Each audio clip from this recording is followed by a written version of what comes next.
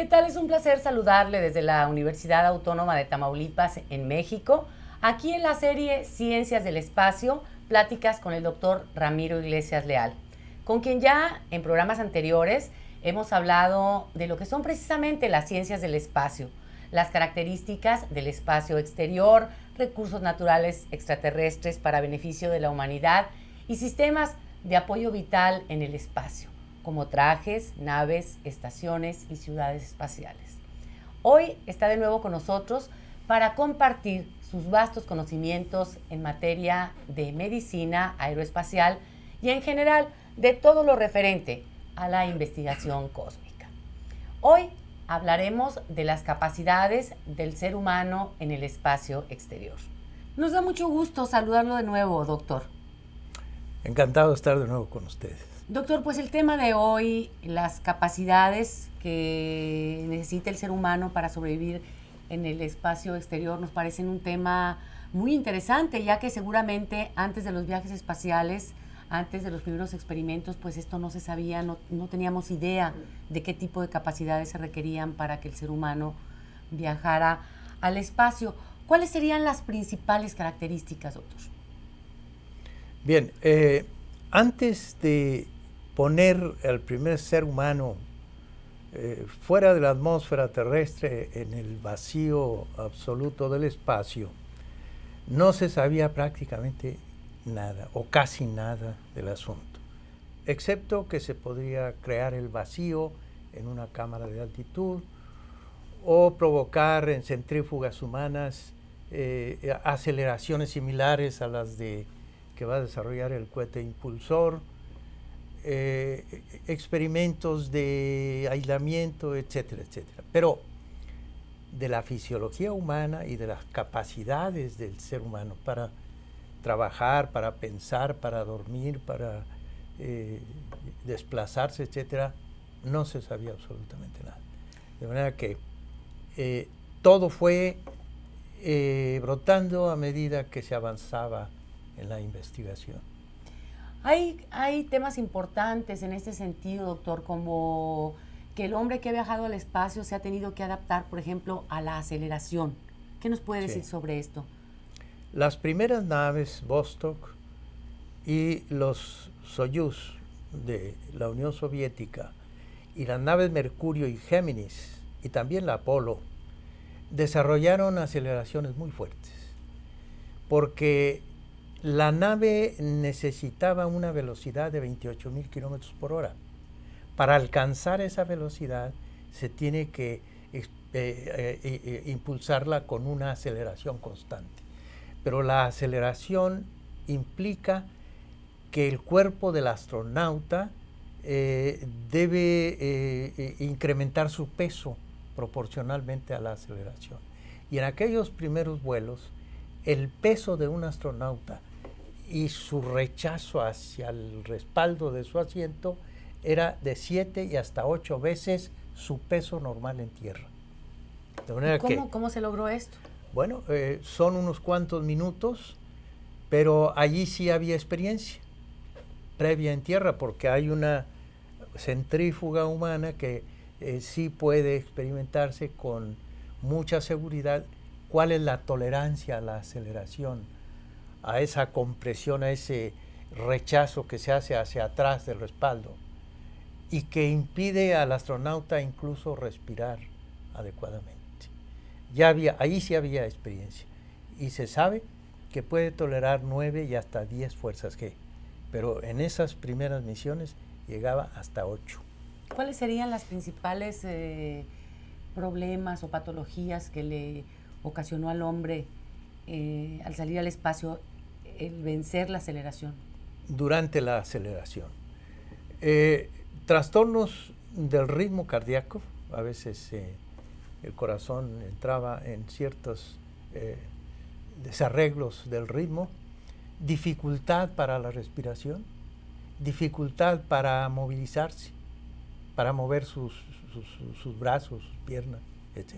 Porque recuerde que se incrementa el peso hasta 7 y 8 veces. De manera que básicamente era eso, la compresión de su cuerpo hacia atrás. Y ya estando en órbita, por decir, la velocidad orbital, doctor, ¿qué capacidades se necesitan para mantenerse en órbita? La velocidad orbital en la Tierra, que se conoce también como primera velocidad cósmica, es de 28,000 kilómetros por hora. A esa velocidad y en una dirección tangencial a la superficie de la Tierra, esa velocidad representa una fuerza centrífuga. Pero la fuerza de atracción terrestre, la fuerza gravitacional, una fuerza centrípeta. Las dos de signo contrario, pero de igual magnitud, y el resultado es que se pierde el peso y se entra en estado de ingravidez, de impesantez, de ausencia de gravedad. Bien, pues la gravedad cero también es otra de las capacidades a las que por supuesto debe de adaptarse el ser humano. Es justamente el segundo factor durante la misión espacial al que se enfrenta el ser humano, la ausencia de gravedad. Después de la gran aceleración viene la pérdida de peso y empiezan a flotar libremente los objetos sueltos y el cuerpo de los astronautas. Y ese factor no se ha combatido hasta ahora. No hay manera de protegerlo sino creando una gravedad artificial de la que hablaremos en otro programa. Pero decía, ese es el segundo factor, la ausencia de gravedad, y es el que va a producir todos los cambios anatómicos y fisiológicos de los que hablaremos en el próximo programa. Justamente ese factor, la ausencia de gravedad. ¿Cómo es que se comporta el hombre, doctor, ante la ausencia de gravedad? A mí me parece muy extraño, por ejemplo, hay muchas cosas que tal vez los que no conocemos de las ciencias espaciales, no estamos familiarizados con ellas, nos preguntamos, por ejemplo, ante la gravedad cero, ¿cómo hace el hombre para deglutir? ¿O cómo hace el hombre para dormirse, para descansar? Sí. Esas cosas son un poco justamente difíciles. Lo que acaba usted de preguntar, la alimentación, fue una de las preocupaciones mayores, justamente eso. ¿Por qué? Porque al faltar la gravedad, los líquidos flotan y se pensaba, yo lo recuerdo muy bien, que los líquidos podrían irse hacia arriba, la nariz, en fin, y podía haber hasta broncoaspiración de líquidos, de agua o del jugo, lo que fuera.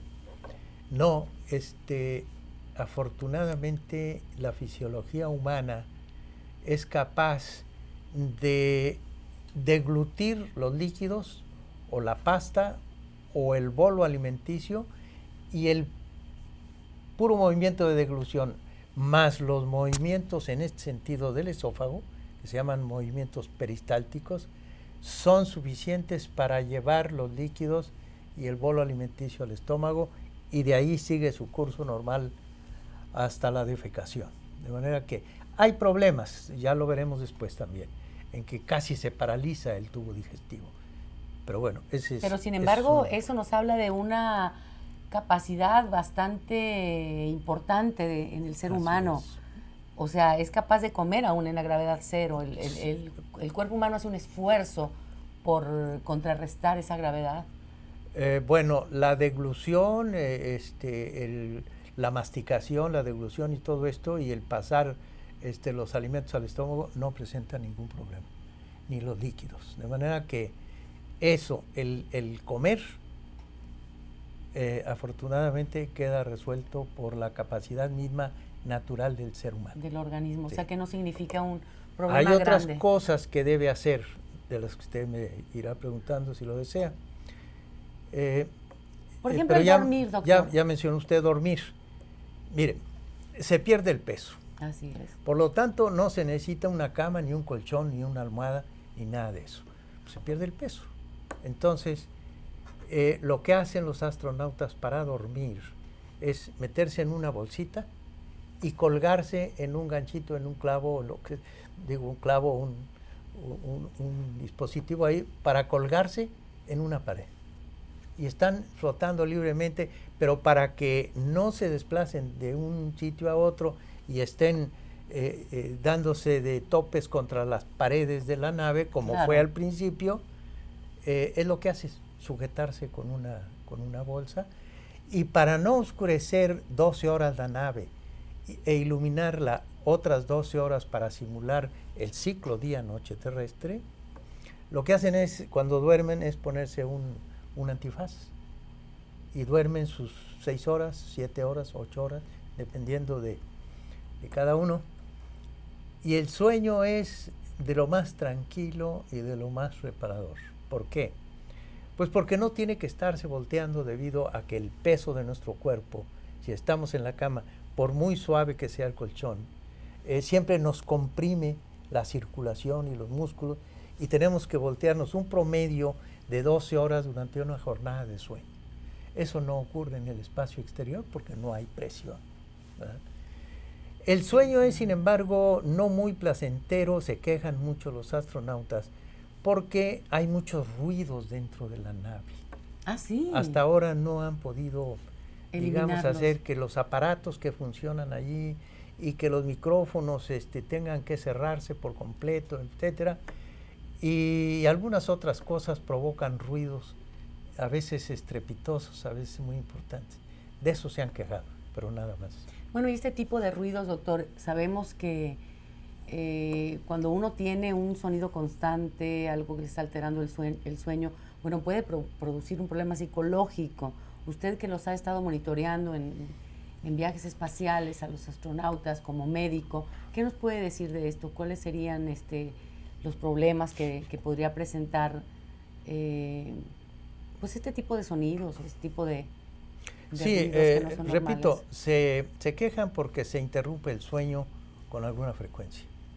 Entonces, sí, se despiertan en momentos inapropiados y el sueño no es con la continuidad que se requiere. Y es cierto, así es, se quejan continuamente.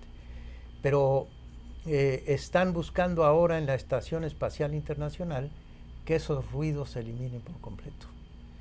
Y para dormir realmente con tranquilidad, es necesario que en el medio ambiente el nivel de ruido sea cero, o si es un poco más elevado, sea constante, sea uniforme. Para que los arrulle, digamos. Exacto, ese es el asunto. Doctor, en cuanto a la alimentación hablamos de cómo duermen los astronautas. Sin embargo, hay otro punto que también nos motiva y nos da mucha curiosidad, es saber cómo realizan ellos su aseo personal, sus necesidades de ir al baño e inclusive su vida sexual. O sea, hay personas que han estado aislados meses en el espacio y no sé si esto haya significado un problema serio, un problema grave. La pregunta era, perdón... La forma en que ellos se asean, vayamos primero sí, con perdón, esto, sí, o que hacen sus necesidades sí. de ir al baño y todo esto. Ok, me distraje un momento, pero el aseo personal es difícil y es limitado. Todas las naves, Mercurio, Géminis, Apolo, excepto el Skylab, ni siquiera el transbordador espacial, solo el Skylab, llevó una regadera, llevó una ducha.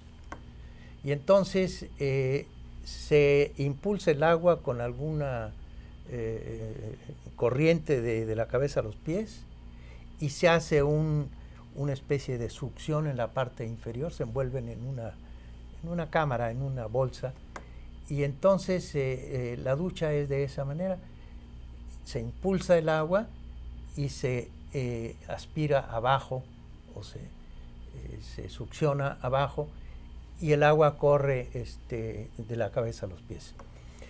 Se daban un duchazo de lujo cada semana. Bueno, además no deben haberse ensuciado mucho, no creo que se ensucien mucho estando en un lugar tan aislado. Y con una temperatura constante y muy agradable, es cierto. Pero, de todas maneras, actualmente todavía se asean con toallitas, con Eso esponja.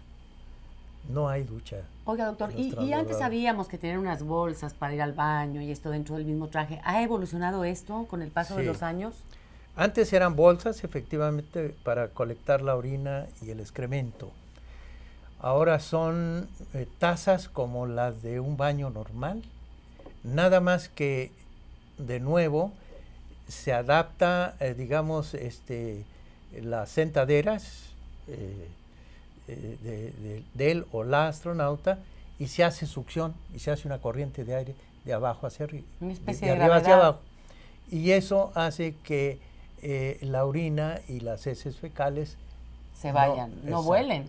no vuelen, como ocurrió en un experimento con animalitos, Qué barbaridad. con monos de experimentación, que se descompuso, no funcionó bien ese sistema y se contaminó todo y tuvieron que suspender la misión.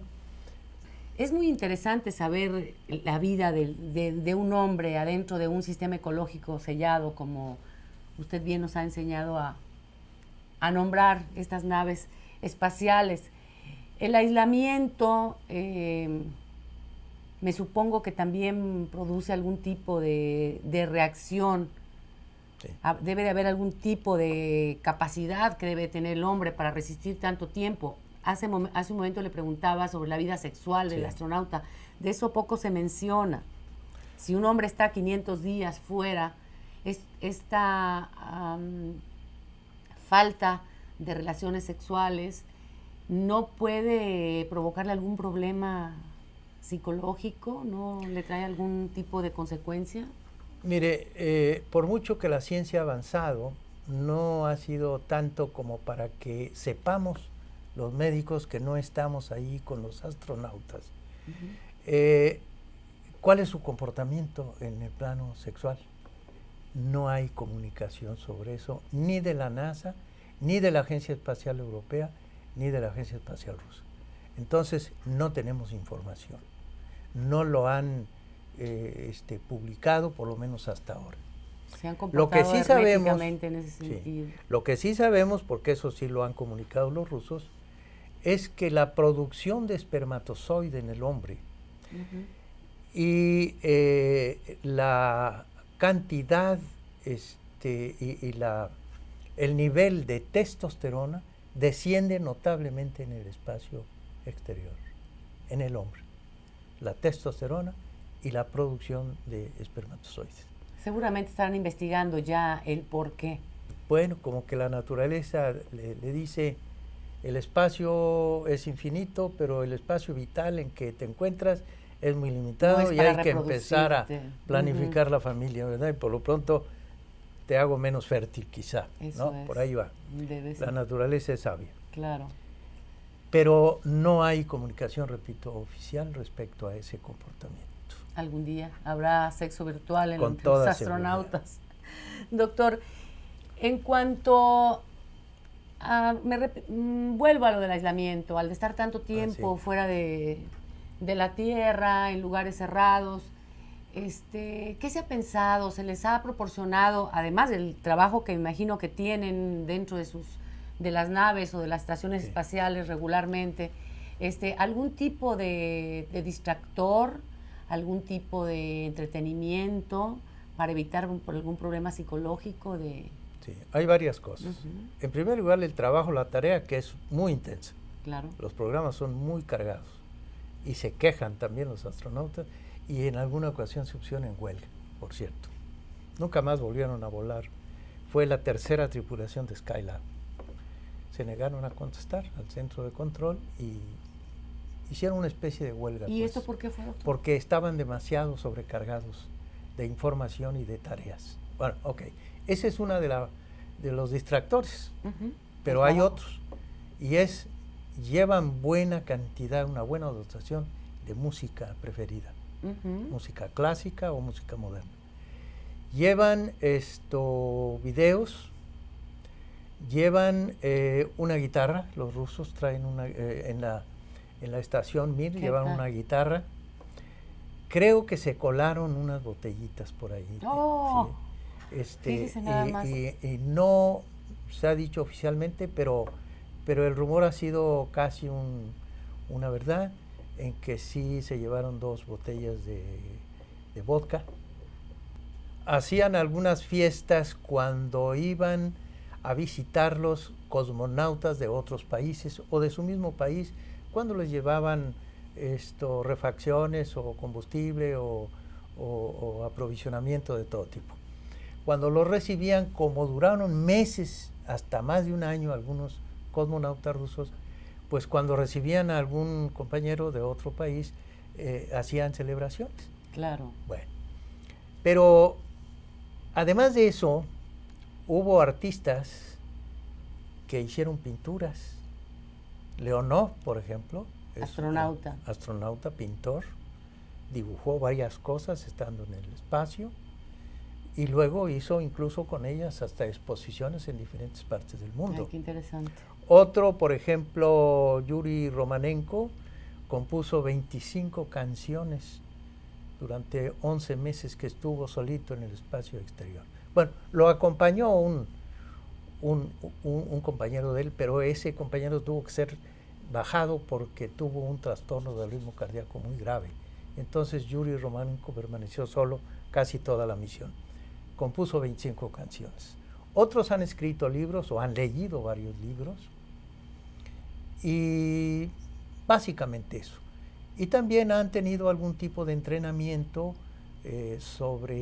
durante la misión, pero hay algo más que los tranquiliza particularmente, y es que les permiten cada semana o cada 15 días a más tardar una comunicación directa con la familia. Ah, qué bien. Exacto.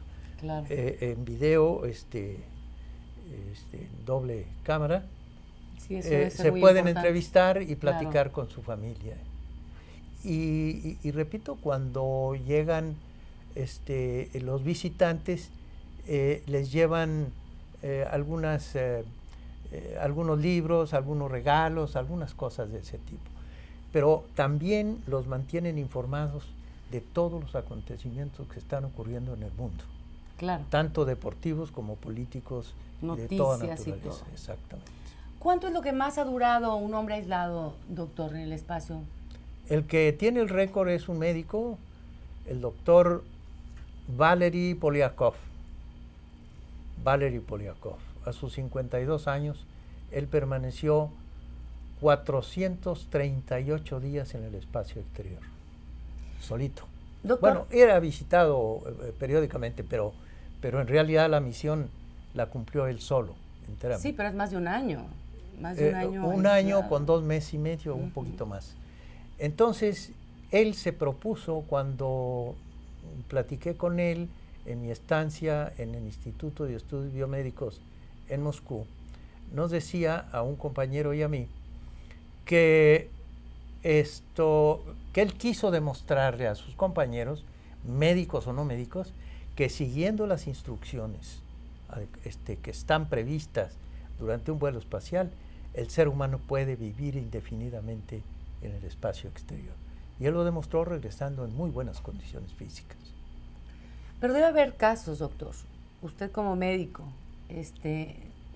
seguramente vio casos o ha visto casos de astronautas que sufrieron algún tipo de trastorno en el espacio, que sus capacidades mentales o físicas no resistieron el aislamiento lo suficiente. Durante un vuelo en la nave, en la estación espacial Mir, una tripulación tuvo que suspender la misión porque hubo total incompatibilidad de convivencia. Esa misión fue interrumpida por No problemas psiquiátricos, bien. de relaciones muy conflictivas y muy serias.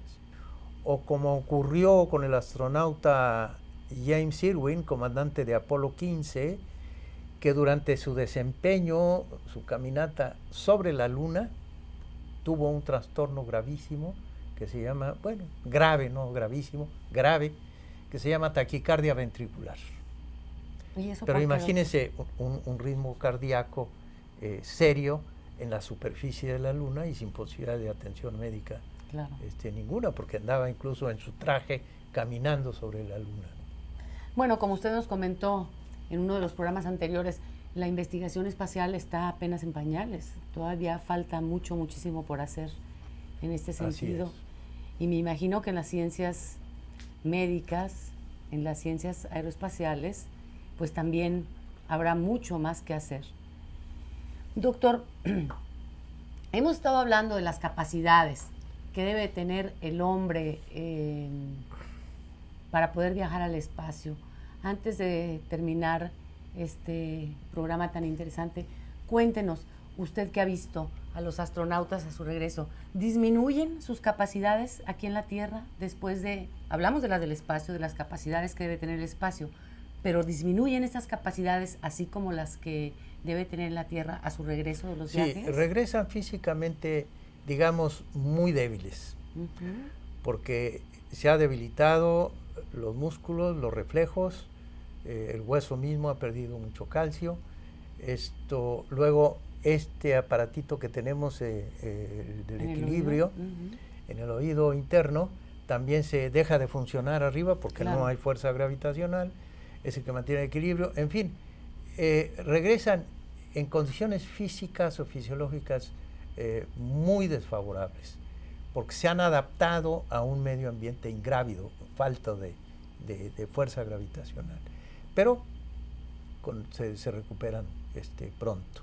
Sin embargo, los cambios psicológicos, los cambios mentales, emocionales, son permanentes. Y en algún otro programa diremos en detalle qué es lo que ha ocurrido con algunos de ellos. Claro que cambian notablemente su personalidad, su visión ante la vida y ante el mundo, y la percepción de valores y de otro tipo de cosas de las que ellos realmente reniegan cuando regresan y encuentran realidades y miserias humanas que temporalmente habían olvidado. Pues ya hablaremos de este tema en un programa completo, porque seguramente pues nos da para todo un programa, doctor. Pues ha sido como siempre interesantísimo.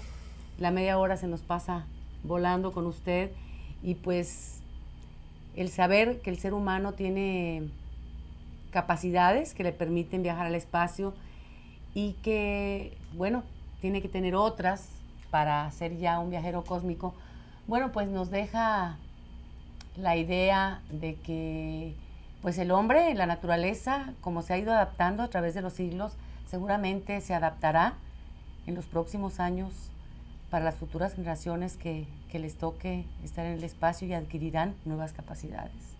Así es. Ha demostrado el ser humano ser capaz de eso, de vivir fuera del planeta Tierra, en forma indefinida. Pues seguiremos platicando sobre las ciencias del espacio con el doctor Ramiro Iglesias Leal. El día de hoy le damos las gracias por habernos acompañado, y lo esperamos a usted aquí en el próximo programa de la serie Ciencias del Espacio. Gracias por su atención. Gracias, doctor. A ustedes.